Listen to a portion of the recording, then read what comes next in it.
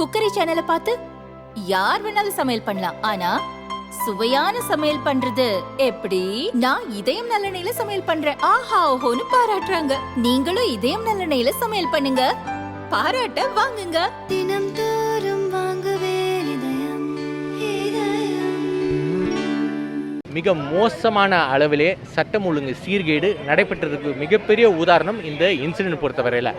மாணவர்களுடைய இரண்டாவது சொந்த வீடு என்று சொன்னால் அது கல்வி நிறுவனம்.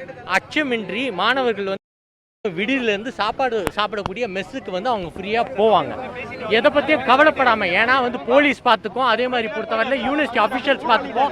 சார் சார் அவங்க இல்லை அவங்க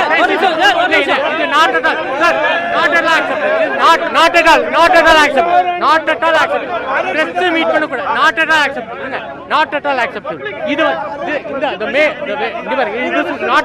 பேசி முடிச்சுட்டா பாருங்க, இது பொறுத்தவரையில் முழுக்க சட்டம் ஒழுங்கு சீர்கேடுக்கு மிகப்பெரிய உதாரணம். காவல்துறையை பொறுத்தவரையில இங்க ஒழுங்கா அவங்க நடவடிக்கை எடுத்திருந்தாங்கன்னா குற்ற பின்னணி கொண்டிருக்கக்கூடிய அந்த நபரை பொறுத்தவரையில இந்நேரம் ஜெயில இருக்கக்கூடிய அந்த நபர்.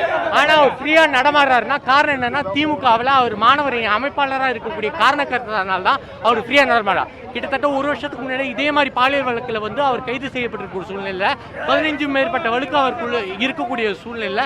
ஆனா ஃப்ரீயா ரோம் பண்றாருன்னா அதற்கு காரணம் இந்த விடியா திமுக அரசு, முதலமைச்சராக இருக்கக்கூடிய திமுக தலைவராக இருக்கக்கூடிய ஸ்டாலின் அவர்களுடைய அரசாங்கம். காவல்துறையை பொறுத்தவரையில் எந்தவித நடவடிக்கைகளும் முன்னெச்சரிக்கை நடவடிக்கைகளை இன்டெலிஜென்ஸோட டோட்டல் ஃபெயிலியர். இதன் காரணமாக தான் இந்த துயர சம்பவம் இந்த மாணவிக்கு நடைபெற்று இருக்கிறது.